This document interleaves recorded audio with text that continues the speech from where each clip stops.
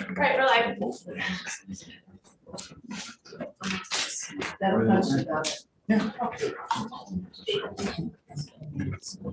This is Senate Appropriations, and we're continuing our work on the FY24 budget, and we have testimony today at this time from John Campbell, Executive Director of the Department of State's Attorneys and Sheriffs. And I see you have some staff with you, some familiar faces who are joining us remotely. So I'm going to turn it over to you, John, and then I don't know if you want to have Annie or however you want to manage your testimony regarding the budget. But for anybody who's tuning in now, we just got off the floor, so we're starting our committee work somewhat later, but we'll try to do as much as we can. The other thing I would point out is we're not going to take up, and Senator Sears asked for, we'll have to wait another day to do that. We have next week to deal with money bills, so we'll see what we can work it in, but we're really far behind, and we have public safety coming in at 3:45, DOC at 2:45, and we've already bounced them, I think, 3 times. So we want to at least get through that. If that sounds okay to you, Senator Sears.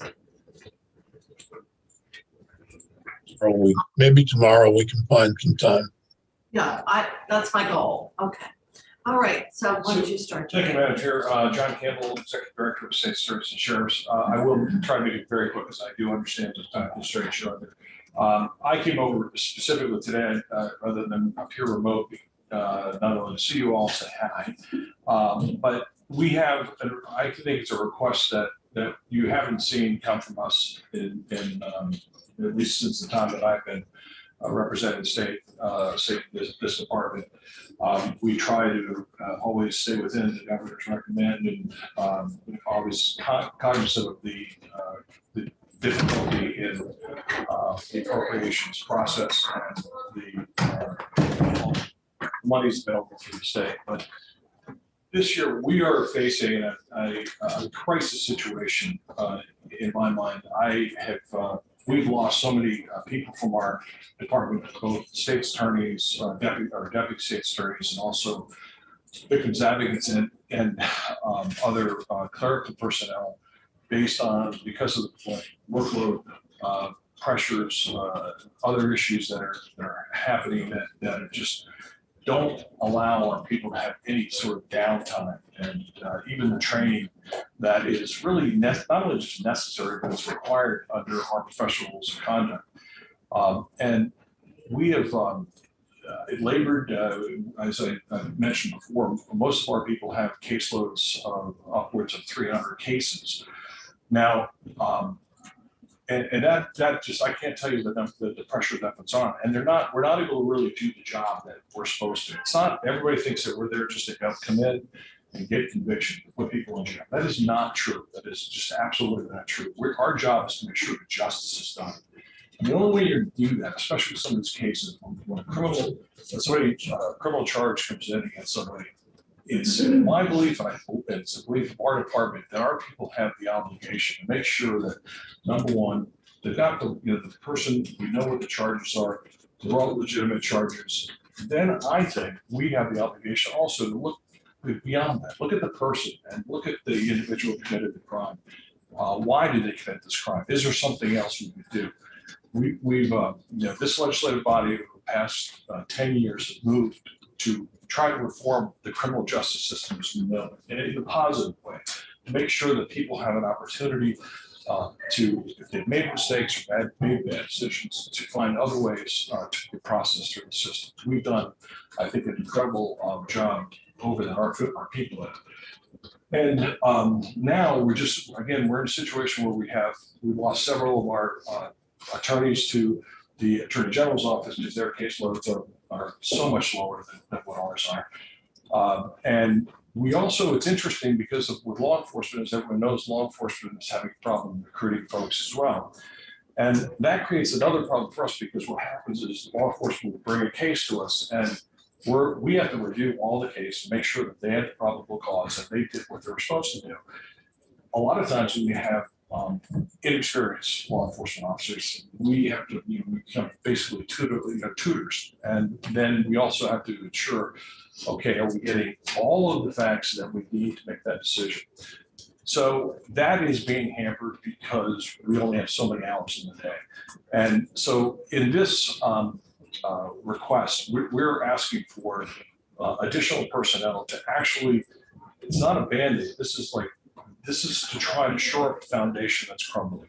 And I think if we don't do it now, I think that in the next few years, you're going to see more problems within our offices. And unfortunately, you've seen some that have been in the news recently about some discovery issues. And I don't think, every bone in my body is not that they were not intentional acts, but it was basically people just didn't have the time to make sure. One issue that just happened up in Orleans County, there were over 20,000 pages of discovery. And what was missing, or supposedly, and we believe it was delivered to defense counsel, but it was one piece of paper at 20,000. So it's just so tough to make sure that all your teams across the side. This is not a job to be perfect. You have to be, it's like a surgeon, you have to make sure that you're doing the best job.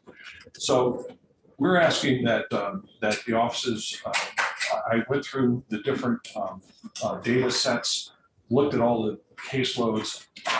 In my mind, the active caseloads that most of our offices have that are, let's say, active cases within files within the last year are about 230 cases per individual. Still, I think, way too high, but what I did was we calculated to try to get below the 200 so that we have just 200 cases, and then add some additional clerical personnel to help with some of the more day-to-day operations. And that came to 9 offices needing 1 attorney each.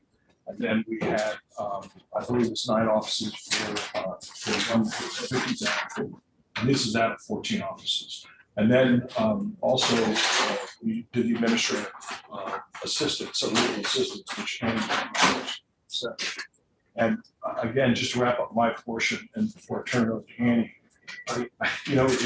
it's so hard to come here and ask for more people and say, oh sure, there are people who are overworked. Everyone's overworked. I get that, but we're dealing with a situation where we're trying to cure the backlog of the courts. And it's not just us. I'm sure the Attorney General has the same issue. And the judges. Yeah, and the judges. I think, without the judges, frankly, you can have a bunch of prosecutors and defense attorneys, but if the judges are hearing the cases, you're stuck. So the whole system needs it. And some people say, well, if you add more prosecutors, you're just going to hurt the defendants. Then we're going to be charging more people. That is just not accurate. It's not the case. If we have those extra folks, we are going to be able to make more, dig deeper, do more determinations, make sure that people get out and get the justice that they need, or the assistance that they need, especially in this day where crime is on the rise. So, and I can go on, but I know your time. So, John, I'm a little confused in terms of what you're asking, which seems to be over and above what is in the governor's recommended budget. So the documents that we have here reflect notable issues and budget pressures. So when you're talking about the additional positions, are you referencing permanent positions of 9 deputy state's attorneys and 9 legal assistants? Yes. Okay. So my question is, what is your vacancy? It sounds to me like you have a lot of positions that are vacant, which is adding to the workload that people are having to cover. And so we can, if we add more positions, but you can't hire, could you just kind of explain how much of the current workload problem is attributable to, I don't know what your current vacancy rate is, as opposed to if all the positions were filled, what would that look like? And the specifics of the numbers of vacancies, I would ask Andy to jump in with that. But as far as, some of the positions were temp positions that have been helping out and picking up the load. And frankly, some of the other ones, when we've had vacancies in offices, just the other state attorneys or the other deputies have had to, increase their caseloads far and above from what I'm saying now, that I've told you now. But if I could, Madam Chair, because I don't want to misrepresent anything here, I really would defer to. No, I was just wondering, out of the total number of positions that you've got, how many are vacant at this point? What are you running for vacant? Because it sounds to me like it's high, and so I'm just trying to understand how the workload shortage and everybody's competition and need for staff. The extent to which that is a problem, and how much of it is we need to figure out how to increase or attract for the vacancies, and how much more. It's easy to conflate the two, and you understand what I'm trying to do, I'm sure, Annie, is understand how many vacancies you've gotten, where are they, and it could very well be that the more vacancies you have, obviously, it makes it even more difficult, and people get overworked and overloaded and discouraged and bail. So Bail's another issue with it.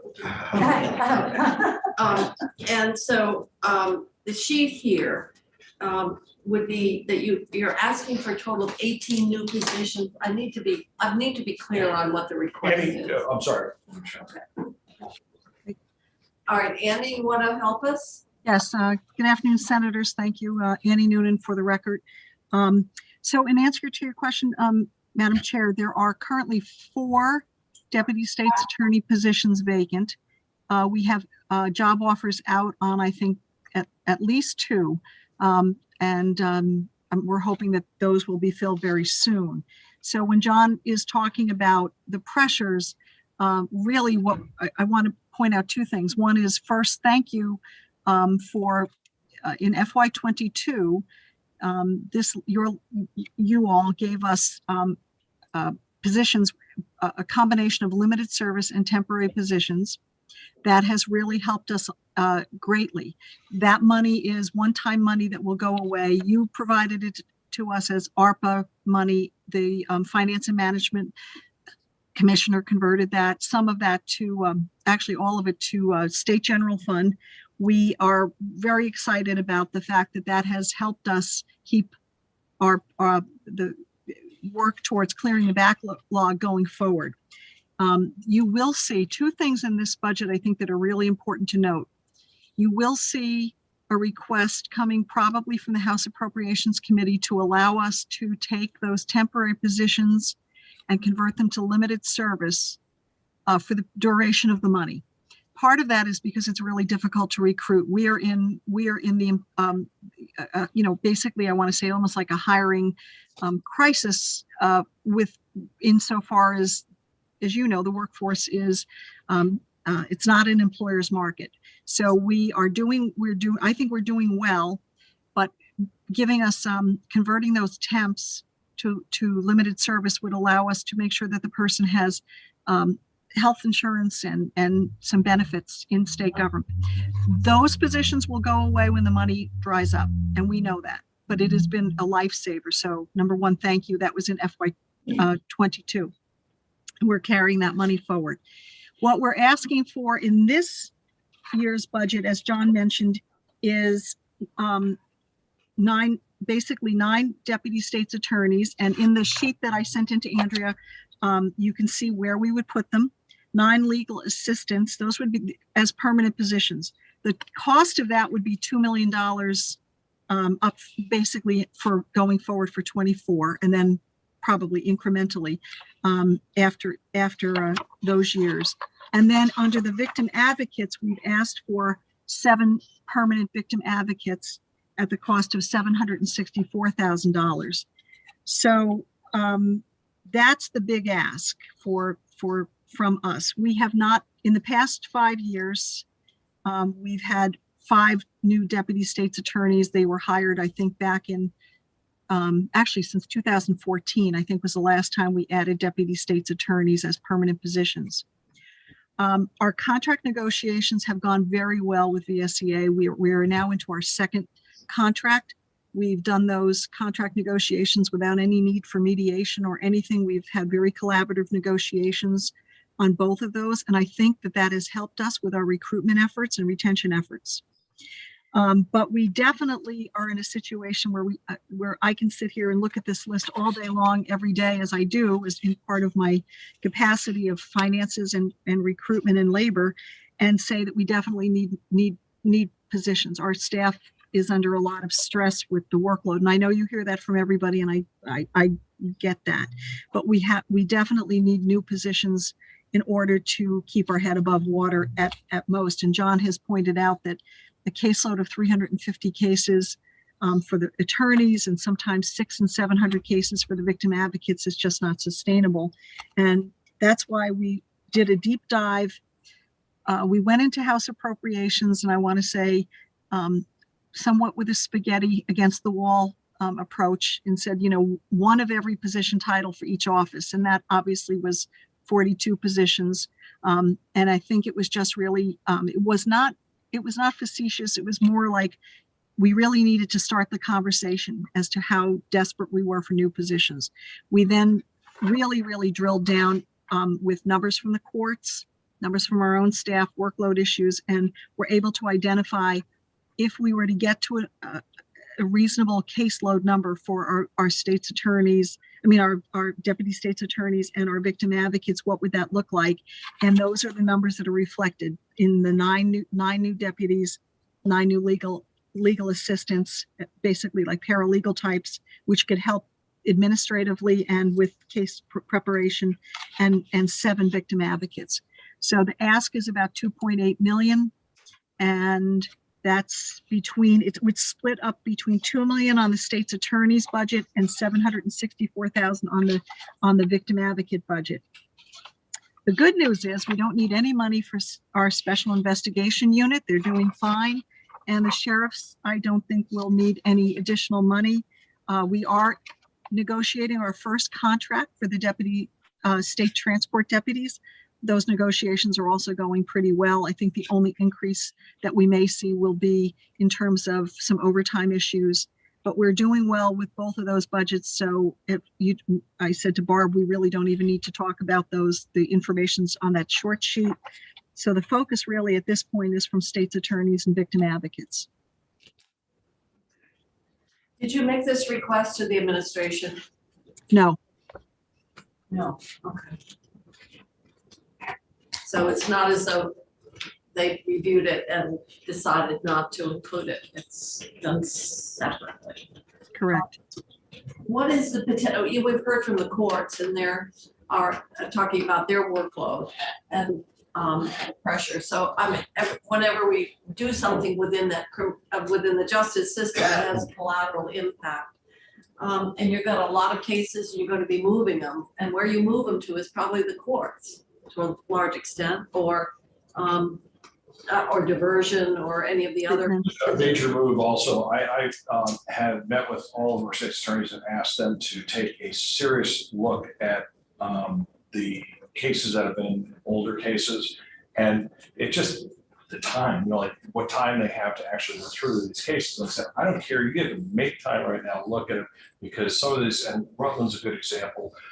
He came in, the new state attorney came in and reduced that number by, I think he just dismissed outright like almost 400 cases that were, like 2 or 3 years older, where you may not even have the witnesses, might be not around.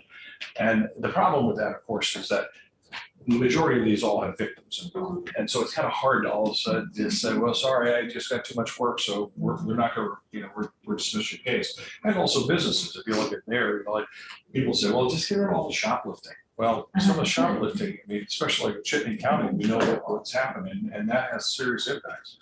So there are other more, and crime is not, some people think it's going down. It did go down for a bit, but it's still, I've heard of a statistic today that I'm checking with our CSG, that violent crime has risen in Vermont, and especially the guns issue. And I also found an interesting fact. This is what I was going to call you about, that guns that were purchased up here in Vermont were used and found to be involved with almost 61 homicides in New York, Massachusetts. Yeah. Well, that's what S4 takes care of, Yeah. Okay. Senator. but we haven't been able to get to it. Yeah, Senator Sears, your hand is right up there. Yeah, I wanted to ask either Annie or John. I'm concerned about the adding victims advocates at this point when they're basically federally funded through the VOCA grant, right? Is this a change that we're now funding through general fund victims advocates? That's correct, Senator. Yes. Which is correct. That they're now funded through the state general fund. If you remember, All of them? Well, all of ours, the 27 victim advocates that are states attorney, SAS states attorneys. You might remember. Well, where did the VOCA victims advocates go? So our last year, CCVS came to the legislature and said they wanted the state of Vermont to pick up the funding for the state victim advocates. That was successfully that was granted to them, and then we said if it's state money, state general fund, it should come to the state, our budget, because it's paying for the state employees. So that's what happened. We developed, for the first time last year, we had a victim advocate budget line. Where the money, if the question is CCVS had money that they saved in VOCA, federal money, I don't know where that went because it didn't come to us. So it was, I know Well,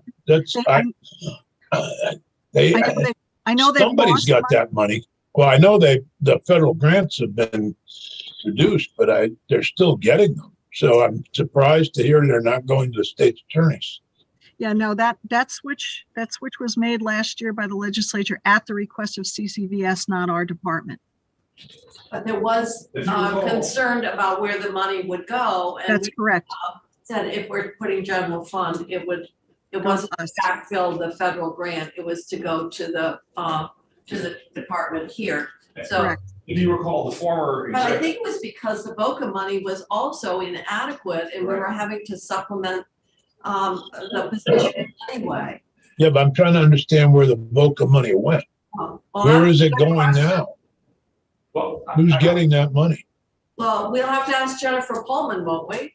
And I think if you recall, the former executive director, what's her name? Just Chris. Yeah, Fennell. She'd been trying to have the state pick up the tab for the victims advocates for a long time, and I believe that, from what I understand, is because that, or at least what we were told, is that there are so many other programs right now, and that the funds have actually been reduced. So they felt that in order to keep the program, the victims advocate program, functional, they would need state assistance.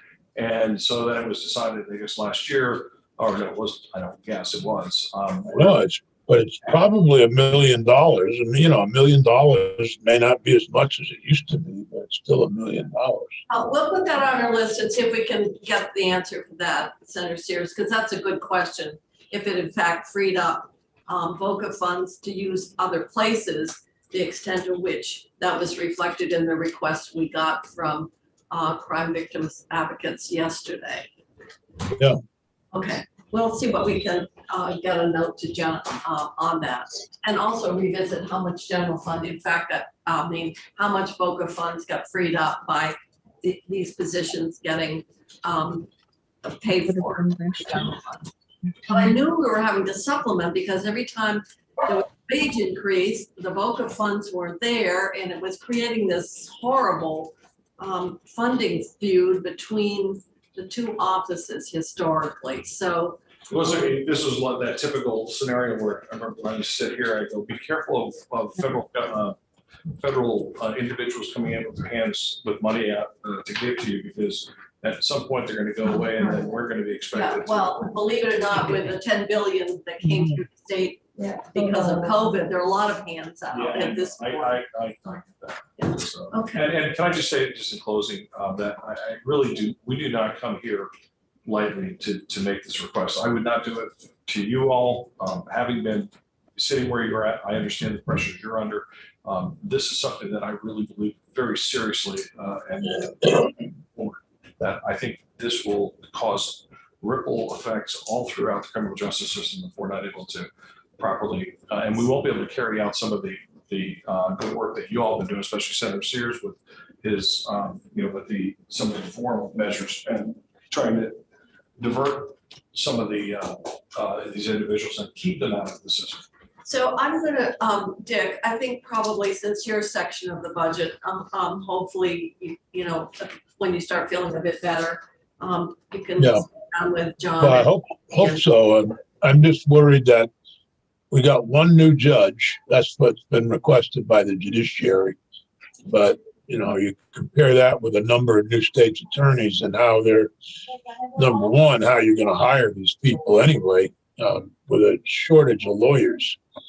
I met somebody the other day that said he just graduated from law school. I said, congratulations, you're going to be a high commodity. There's a real shortage of lawyers in the state. And, so I think, John and Annie, I think the difficulty would be hiring. Even if we approve these positions, is to hire them. We are doing a lot of outreach. We're registered on a ton of of course, we work very closely with Vermont Law School and the New England regional schools, but we're doing all over the East Coast, and we've just registered again with I think like 30 historically Black in colleges and universities. I think we may pick up people who are considering Vermont as a place they want to move to, either because of climate, they call them the climate refugees or the political refugees. It's interesting that we are picking up people from out of state. We have a candidate now who owned a second home up in like Lover and reached out and said, "Hey, I've got this place and my wife and I are moving up, and she's very confident about getting a job, and I'm an attorney and I've got prosecutorial experience, blah, blah, blah." We've picked up like 4 or 5 people like that. People are, when they talk about people coming into Vermont, some of them are attorneys, and we're doing a pretty good job of reaching out and advertising as much as we can. Well, I think recruitment and it's fortunate if you've got a second home, because many people are saying they have candidates who want to come here, but they can't take the job because they can't find a place to live. Right. So their kids. Yeah. Childcare is a big one. Well, Childcare, yeah. a roof over their head. So, go ahead, Andy. I just wanted to ask on the Senator Kittle's question about making this proposal to the administration. The answer was no, but I wondered why that was. Is it just a timing issue or some other? Yeah, go ahead, Annie. Why don't you go ahead. Well, I think it is. Yes, Senator Perchlik. I think it's a little bit of both. It's that we have to put our requests in early. At the time, I think we were, we always work to meet our budget target that we're given by the administration. And I think we just decided as time moved along, weeks moved along, that we were really seeing that we were under a lot more pressure. The 14 offices were talking to us about need for more staff. And so we decided we would go forward and hope that the administration would be okay with this request. I think that they've been generally very supportive of our department. And I think they recognize the pressure we're under. There was your proposal was with no increased staff?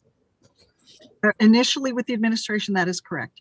Yeah, they do on a level or whatever. It comes up to the time we had to do this back in October, November. Yeah. And frankly, we have been like all out trying to get other things in order. Then when this came up, and afterwards, when we started losing some people and we had a lot of new people, I started looking at it and going, it's just not sustainable. And then also there were some professional conduct issues that, we have that obligation to make sure that we are properly staffed, and there's concerns that came from the offices.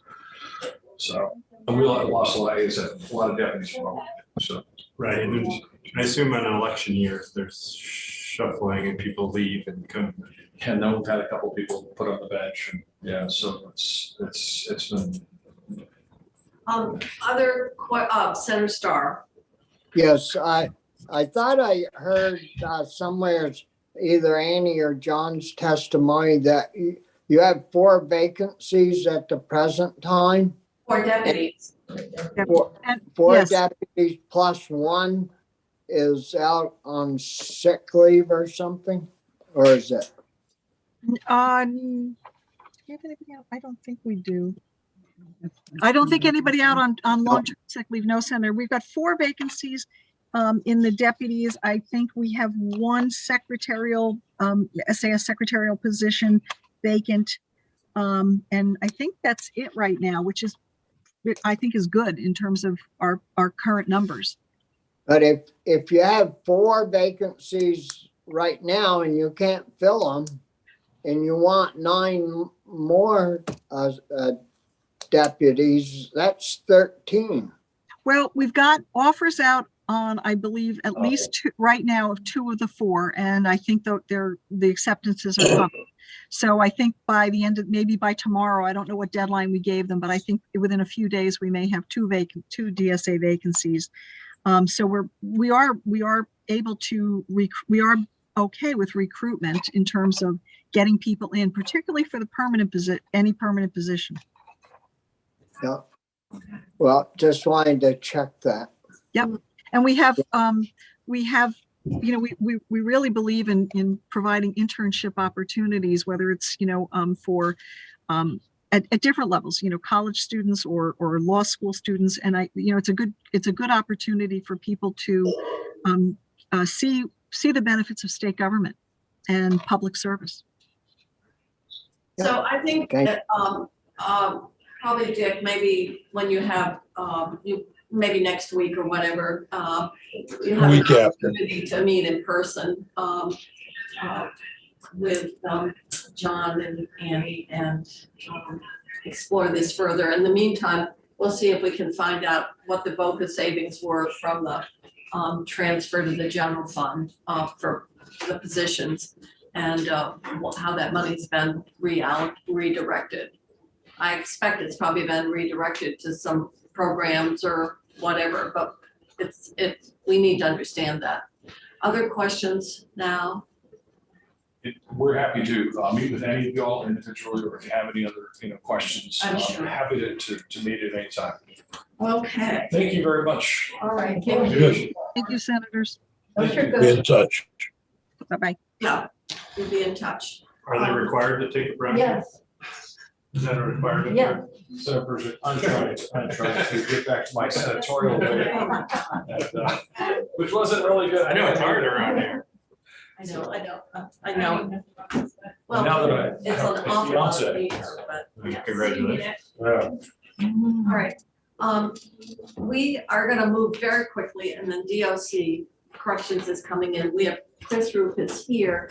S99 is the miscellaneous DMV bill, and the fiscal implications of this bill are very, very minor, but they're enough to send it to this committee. And so Chris can walk us through, but essentially the towing industry said to pay them $40 to remove an abandoned vehicle that had been updated for, I don't know, a couple of decades. Oh, I think we should hold the bill until the budget comes. And it's out of existing funds, so that moved to, And the whole potential cost of this is how much? $40. well, moved For it each- from 40 each tow. to Each tow, 125. Oh. So there 40 was, to 125, but how many? well, they had a fund of about 16, 17,000, and so they've got the money to underwrite the cost. We always appropriate the 16, but we've never spent. Yeah, for the record, Chris for Joint Fiscal, and I think the Madam Chair, Senator Perchlik, and Senator Westman, I think the 3 of you pretty much delivered my entire testimony for me in the last 30 seconds. The miscellaneous DMV bill contains several sections that update the towing statutes as it pertains to removal of abandoned vehicles from property.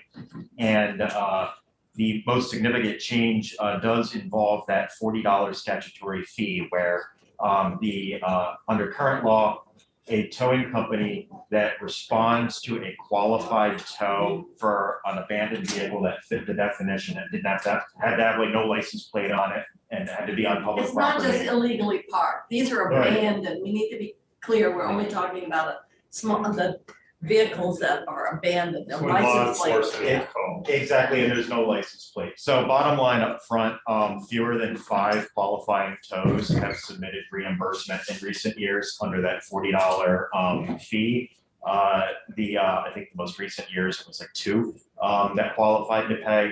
And the statute did say that the DMV pays for these costs out of their budget with a cap of $16,000. The statute not only increases that fee from $40 to, I believe it's $125, but it also eliminates the $16,000 maximum. So we don't know right now how many tows will qualify, but they've got significant room in their budget, and still be underneath that 16,000. We're looking at a department with a $40+ million annual budget. DMV expresses some confidence that we'll wait and see how many tows actually qualify under the new law, but it's been so de minimis up to this point that it hasn't really made a difference. If it does become a fiscal issue, it's something that can be revisited at VAA. So that's that first issue on the towing. The second issue that brought this bill to you all's wall was there's some language toward the very end about the future allocation of ATV revenues. So you may recall that the state charges money for ATV registrations, and as well as if you get a ticket issued for violating various law that pertains to an ATV, those revenues go to the Agency of Natural Resources, and they then sub-grant it out to VASA, a similar model to how the snowmobiles work. There was some language in statute that reduced the allocation from 90% to 85%, effective in this upcoming year. And the language that is in the DMV bill repeals that prospective reallocation. And there's a whole lot of words that basically just mean the existing arrangement is maintained, where 90% of the money goes to A&R. Only the stipulation now is it directs it specifically to Forest Works and Recreation within A&R. So it's really not any new spending, Andy. And is the statutory requirement that it goes to Yes. after Forest and Parks that they have? Yes, so then sub-grant it out. Okay. That's identified who the sub-grant is to. I would want to double check in statute, but my understanding is that it is in statute, yes. Same as it is for the snowmobiles going to VAS. For those things. Yeah. Correct. So it's a lot of words to say that we're going to keep doing what we've been doing. Bottom line up front with this really long bill, although it contains a lot of really exciting things about DMV modernization, one of the biggest ones you may have read in the news, getting rid of the little white sticker on your plate and changing some no collar fees and things like that, which pretty much net out neutrally. Nothing in this bill requires anyone in this room to go look for more money in the budget. So that's why we thought we could spit it out fast. Sorry, with motion, seconded, or you've got a question? Just one quick question, and you might have explained it while I was gone, but lifting the cap on towing, the $16,000 cap, we're not expected to bump up against them. Right now, we've had fewer, under the old definition of what qualifies as an abandoned vehicle, to get reimbursed through DMV at the old $40 rate. Almost no tows were being reimbursed, fewer than 5 a year. Okay. So they were paying, very little out. The law does expand the definition of an eligible abandoned vehicle a little bit, in addition to raising the fee and eliminating the $16,000 cap. But DMV has not expressed concerns that all of a sudden we're going to be paying thousands and thousands of towing fees out. I'm just wondering, if we've had so few tows, why are we lifting the cap? You know what I mean? I think We're expanding the definition, and it would seem like the prudent thing to do would be to leave the cap in place, because, We had discussion about that. Okay. As a committee member.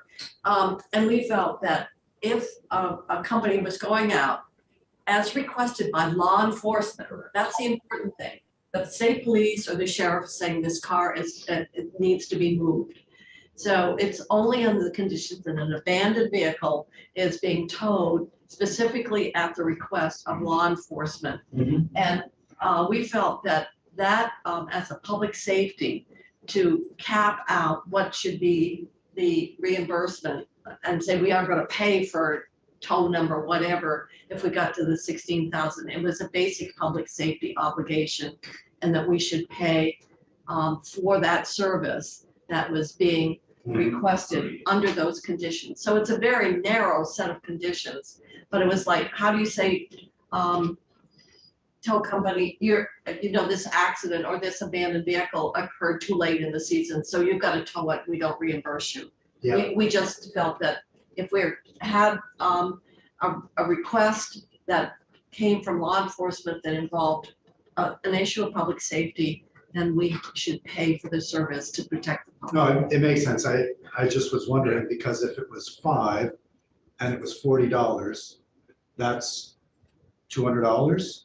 That Well, the other So- part we looked at was the complexity or the instructions that DMV would had issued.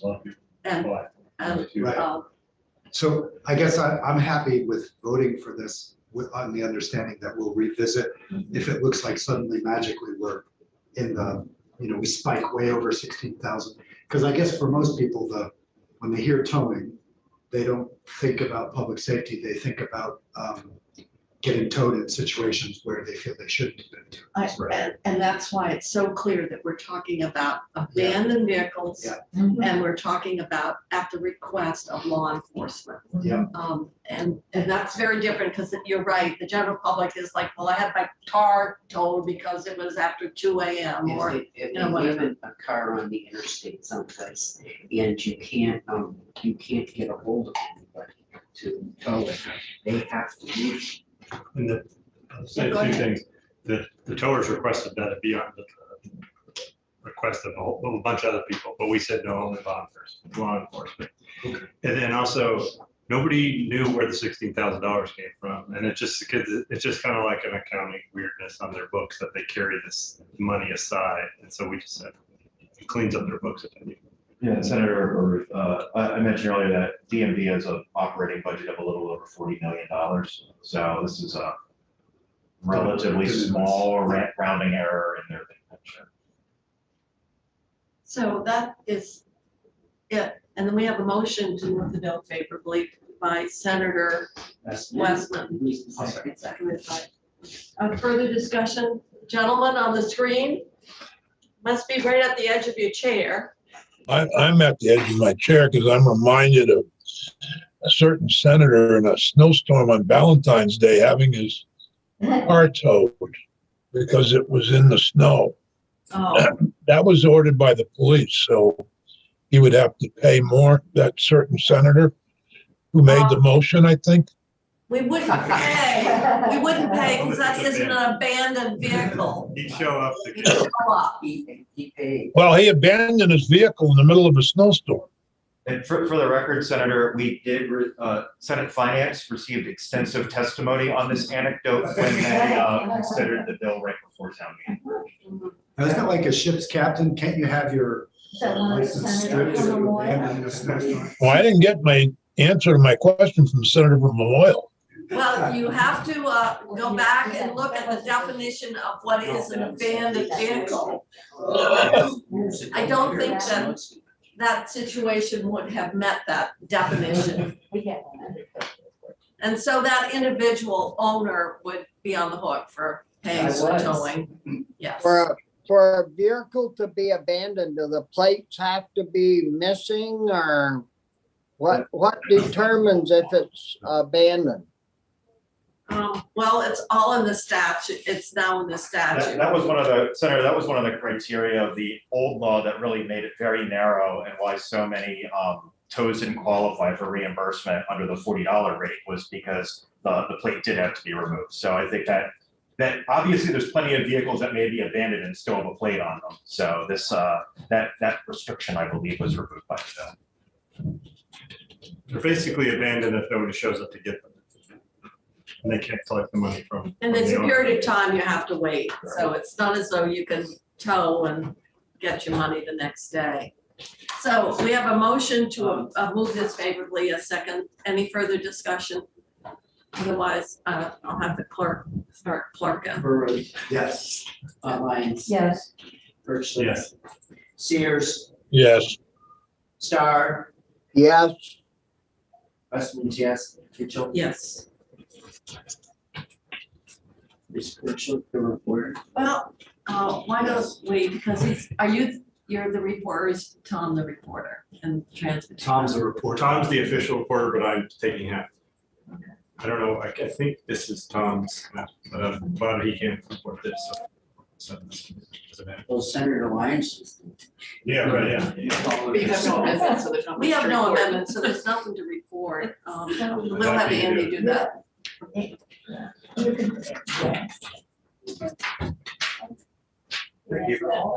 So now we're gonna move on. And as corrections, there. I moved them to 3:15. What? Oh, you moved them? To 3:15. Oh, to 3:15. Oh, so we have 15 minutes? Oh, great. All right. So we're going to take a 15-minute break, go off live,